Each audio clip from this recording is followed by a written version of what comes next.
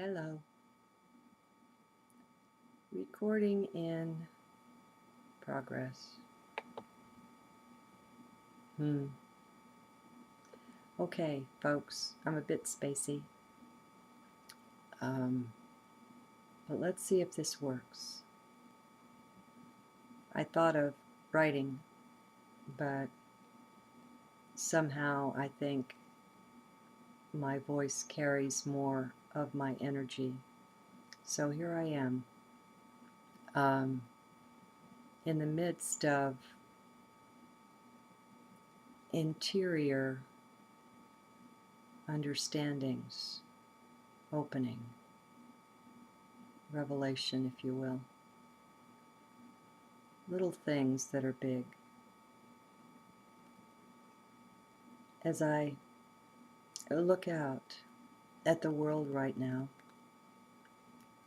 through these eyes, in this body, seated here in her living room in Arkansas, the heat outside is tremendous. Day after day after day. It seems all summer, every day is over 100 degrees. And that's just by the thermometer. I think tomorrow is predicted to be 105 and feel like 117. It's very intense. And I think, if memory serves, and it doesn't always serve me very well, the last couple of years we haven't had this intensity. I mean, I think Arkansas, it's pretty standard to have a couple of weeks each summer where it's over 100 degrees every day. But not to go on and on and on like this. Anyway, so I'm using these eyes to look out and see. And they form a perspective. To see, it seems to me, we have to choose a perspective from which to see. Maybe seeing has that limitation built in. It always has to be from a certain perspective. I don't know. I just watched a video. Atom, Can You Hear Me? By Unasleep. And it helped me put some things together. So I'm going to put the link to it in this video. And if I can, I'm going to recommend that you watch that before you watch this. Let it hit you whatever way it will. I think it's important. It's important to me. It either will be or won't be to you. One thing it helped me see, on my desktop, I have as the background an image of a sunspot. Our cameras these days are such that it's amazing. The detail. Sun doesn't look like what you'd think it would. Actually, it looks rather like magnified skin with a golden color. And the sunspot looks like very much the pupil of an eye and the iris surrounding it. Now we have an eye, an EYE, right here. And we have an I, a capital I, also right here. And what's the difference? Is not the capital I a perspective on life?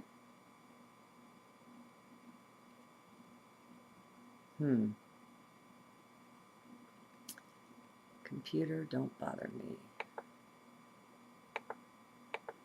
Okay, so an I and an I, maybe they sound the same for a reason. A sunspot and an iris, how interesting, and a pupil. All right, let's take it a step further. This is a me and a we. Isn't one the mirror of the other? The M and the W? One upside down, me and a we? And really, there's no true distinction. I am the we.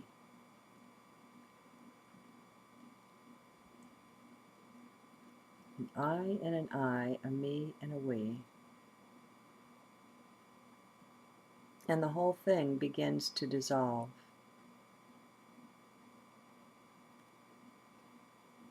One thing that's important is that, anyway, I have found, as you realize that you're not that which you see, and even the instrument through which you see it, isn't you. It's like a telescope in your hand. The body itself is like a telescope through which you peer into this third dimension. But you're holding the telescope. You're not the telescope. It's just something you use. And as we take this step back, as we get a little distance and disidentify from 3D, there's such a phenomenal freedom that comes, such a lightness of being,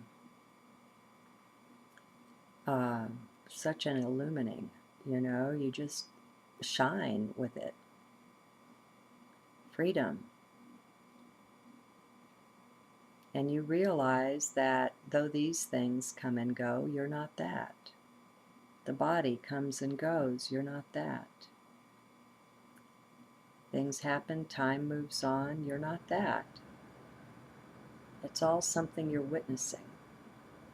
And it might sound kind of woo-woo or etheric to you. I can't give you the experience. It doesn't, I don't know. I think you have to choose it to have the experience, to set your intent to be free in this manner. But not because of a running away, not because of avoidance. That doesn't work. You'll just recreate whatever you're running away from. We can't run away. I mean, the way out is in, the way in is out. It's all very strange. But running is not a successful solution. I don't know. Me and a we, an I and an I. Whee! Just kind of pondering. I really do recommend, though, this video. Especially if you've done any work at all of the watch and observe type category. Stepping back, disidentifying from what you see. It can affect you very deeply, this video.